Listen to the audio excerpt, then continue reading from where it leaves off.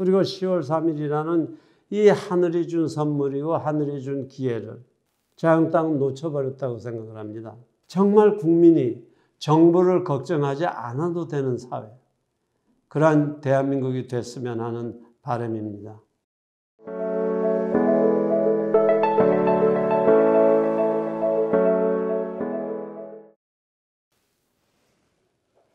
안녕하십니까. 신구범TV의 신구범입니다. 아마 대한민국 국민 가운데 지난 10월 3일 개천절에 있었던 조국 사태, 그리고 문재인 하야를 위한 그 집회, 이 내용을 아마 못 들으셨거나 안 보신 분들은 한 분도 안 계시라고 생각을 합니다. 사실 어떤 면에서는 이 보수 우파의 입장에서는 지난 10월 3일 시위가 대한민국의 정치 지형을 바꾸는 어떠한 분기점이 됐으면 하는 그러한 소망까지도 담겨있는 그런 집회라고 생각을 하는데요. 제가 이 포철에 관한, 포항제철에 관한 기사를 읽다가 선뜻 그런 생각이 들었어요. 이제 68년도서부터 포항제철을 만들기 시작하고 73년도에 그 쇳물을 만들어내는 고로를 처음 착공을 했다 그래요. 그게 73년인데 그 당시 이제 돌아가신 박태준 회장님하고 그 창업자분들이 그런 서약을 했다 그럽니다. 만일 우리가 이 사업에서 실패한다 그러면, 고로 그 용광로를 만드는 사업에 실패한다 그러면 전부 우양우해서 동해바다에 빠져 죽자고 그랬다는 거예요. 그러한 결의를 가지고 포항제철을 만들기 시작하고 오늘날 세계에서 1, 2위를 다투는 그 거대한 철강 국가가 우리나라가 된 겁니다. 그런데 제가 여기서 눈여겨본 건 우양우예요. 저도 개인적으로는 사관학교를 다니고 그랬습니다만 아마 군대 생활 하신 분들이 많을 텐데, 군대에서 사열을 할 때 대개 어떻게 합니까? 구호가 우로바십니까? 좌로바십니까? 우로바죠. 뭐 심지어 국가 원수들이 왔을 때 또 갔을 때 의전하는 것도 보면 의장대들은 다 우로바입니다. 그래서 10월 3일 포항제철이 아까 제가 소개해서 빠뜨렸습니다만 이 쇳물 생산이 10억 톤을 돌파한 날이 10월 3일입니다. 그 대단한 날이죠. 그날이 개천절이에요.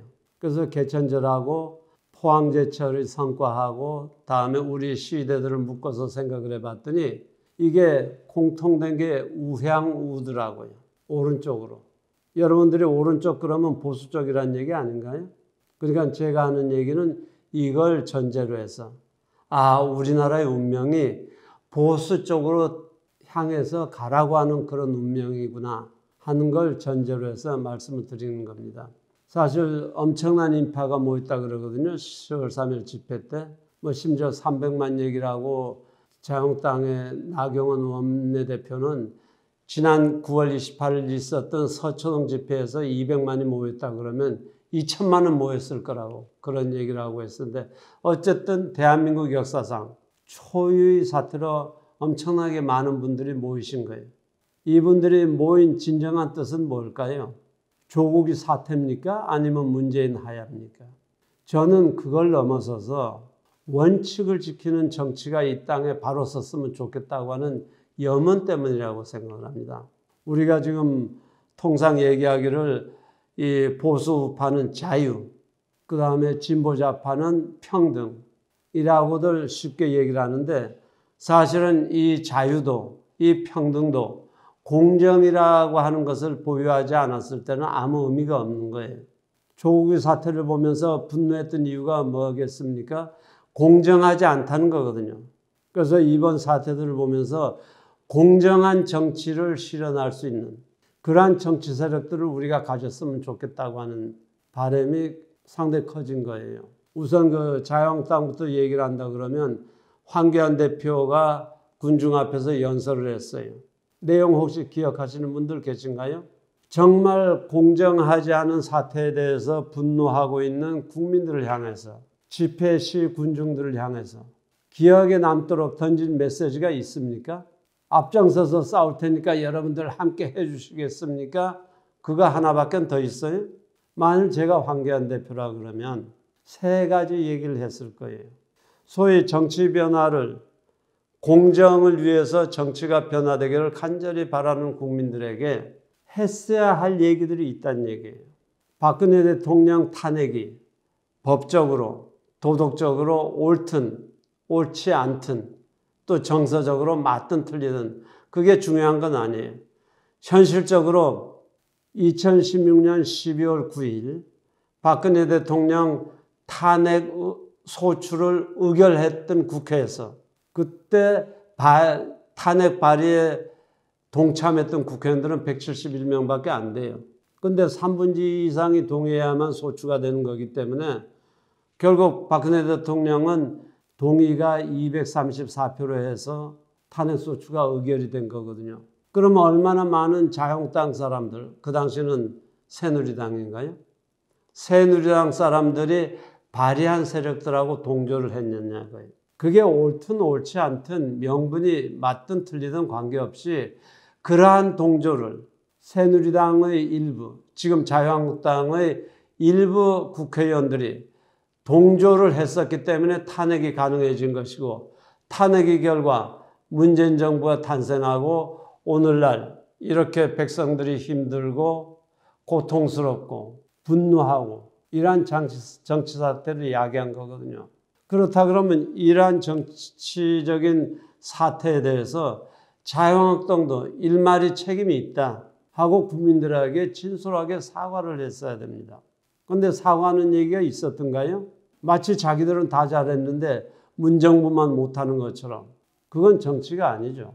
그 다음 두 번째, 우리가 4.19서부터 시작해서 6.29 선언 등등해서 지금까지 정치 변혁사들을 보면 정치 중요한 변혁기에는 학생들이라든지 시민들이라든지 국민들이 들고 일어서서 우리 정치를 바꿔낸 겁니다.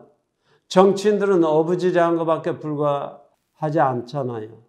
그러나 지금은 1인당 국민소득이 3만 불쯤 됐고 정말 보수 정권, 좌파 정권 할 것 없이 국민이 전부 경험을 해봤기 때문에 정치권이 이번 일을 계기로 해서 10월 3일 집회 시위를 계기로 해서 대한민국의 정치가 공공선을 실현하기 위한 올바른 정치로 가기 위한 기반들을 구축하는 계기로 삼겠다고 하는 결의가 있어야 된다고 생각을 하는 겁니다.